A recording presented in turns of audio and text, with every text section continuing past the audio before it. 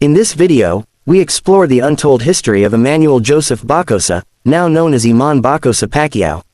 Before he stepped into the spotlight, Iman lived a life marked by struggle, silence, and survival.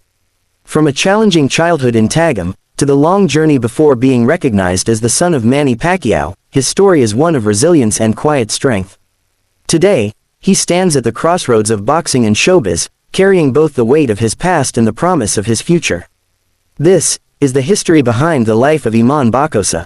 Lugar namin dun sa Tagum. Nakalaban ko po yung isa sa mga bully ko sa school. Yun ang bully sa'yo? Opo. Nag-fight kami for 3 rounds. Natalo niya ako kasi naubusan ako ng hangin nun. Kasi bata pa ako nun. Nanalo ako ng 200 pesos at yun, binigay ko sa mama ko. Tapos pinatigil po ako ng mama ko kasi ayaw niya talaga ng boxing. Si Eman, anak ni Manny Pacquiao at ni Joanna Bacosa. Nung buntis ako kay Eman, pinray ko talaga sa Panginoon na maging kamukha niya yung daddy niya, si Manny Pacquiao. Tapos yung katawan, yung lakas. I understand na hindi naging madali ang buhay nyo ng mama mo mula nung maliit ka pa. Naalala ko po yung mama ko. Pagtapos ko ng boxing, 9 years old ako, binisita namin si daddy. Punta kami ng mga sa birthday niya. Naghintay po ako sa gate, kami ng mama ko, ng ilang oras. Bakit daw? Siguro, hindi rin alam ng daddy ko na nandun ako. Maliit pa lang daw siya, alam na ni Eman kung paano nagkakilala ang kanyang mga magulang. Ang kwento po sa akin ng mama ko, nung una, kita po sila ni daddy sa workplace niya doon sa Manila. Waitress po siya doon eh. Tapos nagkataon po na dumating doon si daddy. Tapos nagkakilala po sila. Yun, nagka-developan. Ganun. Ako na po yung bunga. Kasi mula bata pa po ako, kilala ko na po talaga si Daddy Manny Pacquiao po. Anong pakiramdam na pinapapanood mo siya tapos alam mo, siya yun, tatay ko yan. Siyempre, sobrang saya ko po na bubusog po yung puso ko. Sabi ko, ay, thank you Lord sa lahat ng pwede kong maging ama, siya pa talaga. Lagi ko pong pinagmamayabang sa classmate ko na, uy, tignan nyo, si Daddy Manny Pacquiao, yung tatay ko. Daddy ko yan. O, daddy ko yan.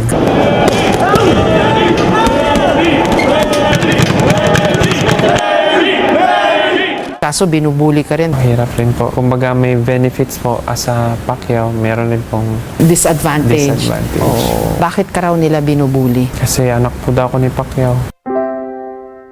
Tapos minsan sabihin nila na, tara, suntukan tayo. Tapos paglabas ko ng gate, nabugbugin na nila ako. Grabe no, porque anak ka ni Pacquiao, binubuli ka nila. Araw-araw po yun. Minsan tatakas po ko sa likod ng paaralan para maiwasan ko po sila. Eh, ang daddy mo, anong kwento niya sa'yo? Nagtatanong ka ba, ba't di kayo magkasama? Nung maliit pa po ako, naintindihan ko na kaagad yung sitwasyon. Maaga po akong na-matured sa mga nangyari po sa buhay ko. Naintindihan ko po na meron rin po siyang sariling pamilya, kaya hindi na po ako masyado nagtatanong bakit. Katulad daw ng kanyang ama, si Eman, laki sa hirap. Hindi naging madali ang buhay mo? Hindi po naging madali talaga. Feelings ko po yung gutom, hirap, financial problems. Pasensya ka na ha, hindi ka sinuportahan ng daddy mo nung bata ka pa. Sinusuportahan naman po from time to time, binibigyan po. Pero hindi naman po talaga as in araw-araw. Nung natapos ang ugnayan ng ina ni Eman na si Joanna kay Manny Pacquiao, nag-asawa ito. Ang una ko talagang nasasaktan ako. Kaya nung bata ko, lagi akong makagalitin. Naiinggit sa ibang bata, lalo na pag nakikita ko yung may Father's Day, kita ko na kasama nila yung papa nila. I've always longed for my father's love ever since I was a child. I barely know him.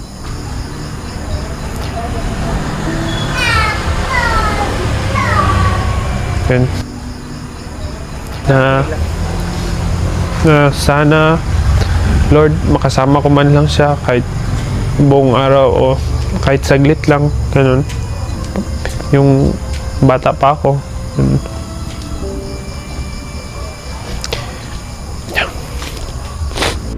Kalaunan, nagtrabaho sa Japan si Joanna na meron ding lahing Hapon. Kung magpakananay tatay ka sa anak mo.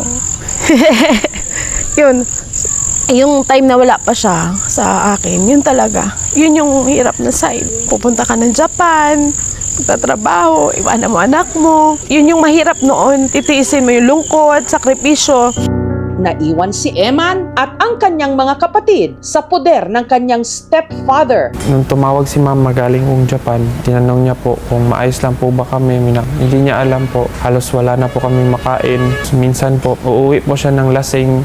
Bumugbugin niya po kami. 12 years old ako. Kinuha kami ng mama ko doon. Hindi nagtagal, naghiwalay si Joanna at ang kanyang asawa. Pagkatapos, nag-asawang muli kay Sultan. Nung nagkakilala kami, sinabi niya na may anak siya. Hindi ko rin alam na anak siya ni Sir Manny. Nung lumabas na po yung visa ni Eman, na doon na sinabi ni Joanna sa akin na anak siya ni Sir Manny. Sa Japan, kung saan siya nanirahan kasama ang kanyang ina at ang kanyang stepfather na si Sultan, unang nag-training si Eman. Napunta po ako ng Japan nung 12 years old po ako. Doon po ako nag-aral ng Japanese for 5 years po. Doon na po ako parang pinayagan ni mama na sige na, susuportahan kita sa pagboboxing mo. Pero nung una, di ba patakas lang daw? Opo. Kami po ni Papa, tumatakas po kami para mag-training. Pagtapos ko po mag-aral, gabi po nagtitraining po kami. Nung nalaman ni mama, galit na galit po siya. Anong ginagawa mo sa anak ko? Kasi simula't simula ayaw ng nanay mo na mag-boxing ka. Opo, Ayaw ng opo. mami mo. Opo, kasi Pero- delikado po daw. Marunong ka pala mag-Japanese, no, Eman? Marunong po. Sige nga, sampulan mo nga kami. Konnichiwa, boku no namae wa bako sa Emmanuel des, yoroshiku onegaishimasu. Pati Nice. pagsusulat, marunong ka? Marunong po. Wow! Si Sultan ang tumulong kay Eman para maging boksingero na ayon kay Eman, ang siya raw pumuno sa lahat ng kulang sa kanyang buhay. Nahulog yung loob ko sa mga bata kasi makukulit saka mababait naman sila. Yung pagmamahal ko nga sa kanya, sabi ko sa kanya, anak, kahit buhay ko, ibibigay ko. Mapaayos lang ang buhay mo. Mahirap lumaki na walang ama. Kayo nagbigay ng suporta sa kanya. Opo. At saka konsentidor din. Sabi niya, pag may nangyari sa anak ko, manda ka sa akin. Sabi niya. Boxing talagang gusto niya. Nakatira ngayon sina Eman sa bahay ng kanyang tatay Sultan sa Antipas sa North Cotabato. Talika po, pasok po tayo. Ali po kayo at nang makade, joke na. At nang makita niyo po yung bahay po namin. Kaso no entry, Eman. Sabi no entry. Hindi, huwag kayo maniwala dyan. Ako lang naman yung pipigil sa inyo. Ali-ali po kayo. Tara, second floor po tayo. Ito po, ako natutulog. At paminsan-minsan, nagbabasa rin po ako ng manga. Umaga pa lang, todo ensayo na siya. Matakbo po ako ng 10 to 15 kilometers araw-araw para sa stamina ko po. Pagkatapos ko po mag-jogging ng 10 to 15 kilometers, shadow boxing po ako ng 6 to 4 rounds po for 3 minutes po. Tapos magsi-sit-ups po tayo ng 1,000 sit-ups po.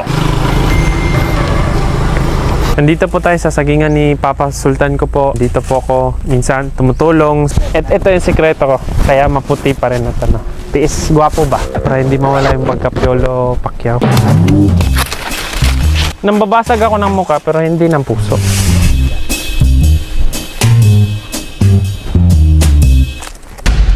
Dito po tayo sa gym, sa bahay ng stepfather ko. Nung June, lumipat po kami dito, galing Davao. Pina-renovate namin.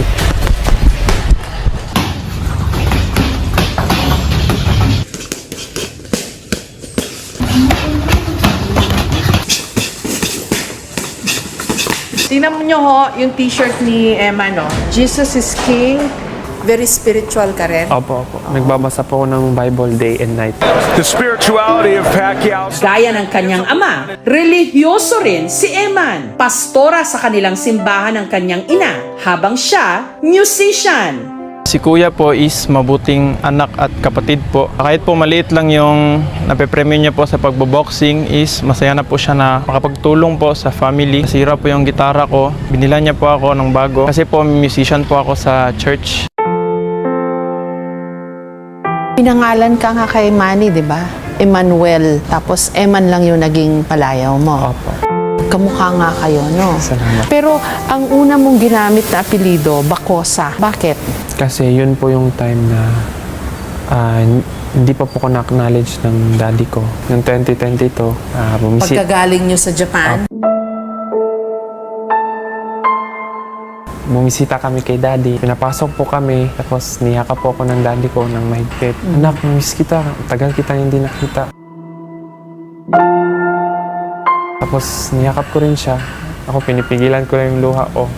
Sobrang saya ko po talaga na nakita ko po siya noon. Hanggang ngayon, hindi ko po makalimutan yung moment na yun. 10 years po kasi kaming hindi nagkita. Tapos yun, sinabihan ko po siya na, Dad, plano ko po sana mag-boxing. Sabi, anak, mahirap ang boxing, nak. Aral ka na lang. Puntay na lang kita sa Amerika, ganun, ganito, ganyan. Sabi ko, pero Dad, passion ko po yung boxing eh. Biro mo, ang kapalit ng pagbo-boxing, papadala ka niya sa Amerika. Boxing pinili mo? Opo. Ngayon po, nag-aaral naman po ko ng ALS po. Tapos pinirmahan niya po yung ko, na gawin kitang Pacquiao para mabilis pag-angat sa boxing, ganun. talaga? Opo. So siya mismo nag-alok? Opo. Nagamitin mo na yung apelido niya? Ganun ba? Parang bumawi po siya sa akin. Sabi ko, hala, thank you Lord. Wow! Kinilala ka niya. Masok po ako ng kwarto, dun po ako umiyak. Sabi ko, Lord, thank you Lord. Thank you so much Lord God. Gustong linawin ni Eman na simula raw nung nagkaroon ulit sila ng koneksyon sa kanyang ama. Nagsimula na rin daw siyang makatanggap ng sustento. Binibigyan din daw siya nito ng maayos na matutuluyan sa tuwing nag-eensayo ng boxing sa Jensen. As in, binibigyan ka niya ng pera para sa training mo, gano'n? Opo. Bumabawi naman po siya sa para maabot ko yung pangarap ko. Nung nag-boxing na ako, binigyan po ako ng pera. Dahil sa boxing, mas naging close kami. Nakabawi naman po siya. Nagkausap na ba kayo ng masinsinan Opo, tungkol heart dito? to heart po. Humingi na rin po siya ng tawad sa akin. Pinatawad ko rin naman po siya. Ang level up na katatukutang hatid ng KMJS Gabi ng Lagim, the movie. Pero bago yan, napuno muna ng kilig ang premiere ng pelikula dahil sa tila exclusive meet and greet doon ng Sparkle stars na sina Jillian Ward at Eman Bacosa Pacquiao. Makichika kay Aubrey Caronpel. Ang black carpet premiere ng pelikulang KMJS Gabi ng Lagim naging Gabi ng Lambing. Dahil yan sa dalang kilig ng unang pakikita ni na star of the new gen Jillian Ward at young boxer and new sparkle artist na si Eman Bacosa Pacquiao. Agad nag-viral ang meet and greet video na mayroon ng mahigit 14 million views sa official Instagram account ng GMA Regional TV at Sparkle GMA Artist Center. Nag-uumapaw raw ang chemistry ni na Jillian at Eman. Bumiyahe pa raw si Eman mula Cotabato para sorpresahin si Jill. Sobrang na-surprise po kasi wala akong idea at all. So, nagulat po talaga ako. And, ayun, syempre I'm very happy, very, very happy. And, kasi po, pag, yung nakikita ko lang siya, either nagla-like siya or yung pag nagme-message po siya. Actually, sobrang sweet po ni Emma. Nagme-message siya minsan na, God bless, mga reminders to, have a great day, gano'n. Siyempre, masaya po yung heart ko na nakita ko siya. I'm very, thrilled and honored po na nakasama ko po siya ngayon manood ng, Gabi ng Lagim. Pero teka, bakit parang may namumuong love triangle? Ang ka-love team kasi ni Jill na si Rahil Birria sa Abot Kamay na Pangarap at Never Say Die, pabirong hinamon ng sparring si Eman.